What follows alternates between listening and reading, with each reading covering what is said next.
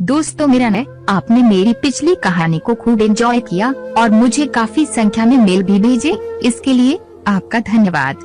दोस्तों जैसा कि आप जानते हैं कि मेरी फिगर अच्छों को लठ मारने पर मजबूर कर देती है। मेरे फूले हुए रसगुल्ले बच्चों की जीभ में भी पानी ला देते हैं।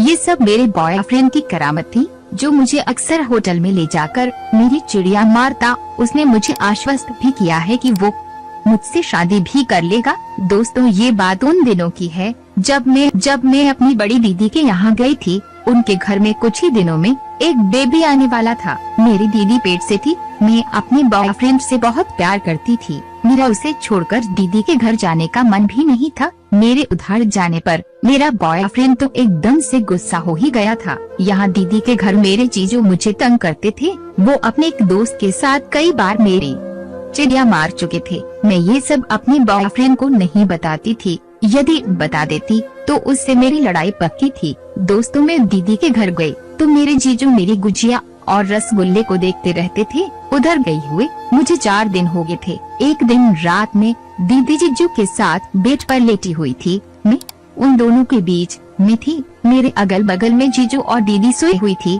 अपने बॉयफ्रेंड को कंट्रोल में रखने के लिए मैं अक्सर उसको वीडियो कॉल करके उसे अपनी गुजिया और रसगुल्ले दिखा दिया करती थी। एक दिन हम दोनों की बातें जीजू ने सुन ली। वो बोले कि मैं ये सब तेरी दीदी को बता दूंगा कि तू कितनी बिगड़ गई है। मैंने जीजू को खुश करके मनाना चाहा। उसी समय जीजू ने कहा कि मुझे 3 पप्पी लेनी है। मैंने बचने के लिए उन्हें यहाँ कह दी। जीजू ने मुझे पप्पी करके मेरे गुब्बारे को खूब तेज दबाकर छोड़ दिया और चले गए। उस पूरे दिन मुझे दर्द हुआ। मेरे मन में भी चिड़िया को मरवाने की इच्छा होने लगी थी। क्योंकि दीदी की तबीयत ठीक नहीं थी तो वो दवाई खाकर सो जाती थी। उस दिन रात में हम तीनों सो रहे थे। मैं अपना मोबाइल चला रही थी, जीजू अपना मोबाइल चला रहे थे, मैं बॉयफ्रेंड से बात कर रही थी। उस समय हम दोनों की प्यार भरी बातें हो रही थी। मैं भी मजे लेकर बातों के मजे ले रही थी। जीजू ने उसी समय का फायदा उठाया और मुझे मैसेज किया, शनाया तू फिर अपने बॉयफ्रेंड से बात करने लगी। आज मैं तेरी दीदी जगी तो मैं उनको सारी बात बता दूंगा। मैंने कहा क्यों, आपने अपने मन की कर तो अब ये चीटिंग है। जीजू ने मैसेज से कहा तू बस चुप रहना, आज मेरा मूड खराब है।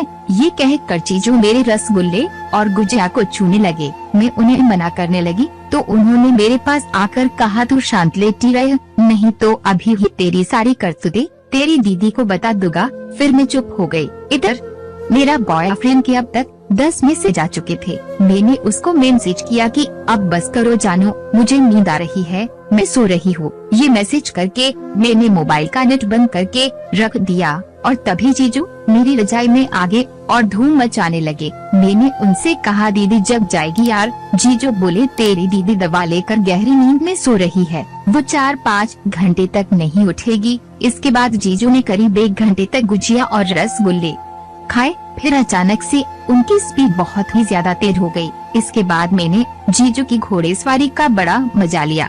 फिर हम खेलकर सो गए। अगली सुबह 10 बजे उठी तो हिम्मत टूट गई थी, मगर शाम तक सब सही हो गया। जब तक मैं दीदी के घर रही, जीजू मौका मिलते ही मेरे साथ घोड़ेसवारी वाला खेल खेलते और एक दिन छोड़कर एक दिन वो मेरी चिड़िया मारते, जिसे मुझे भी अपने जीजू से प्यार हो गया था।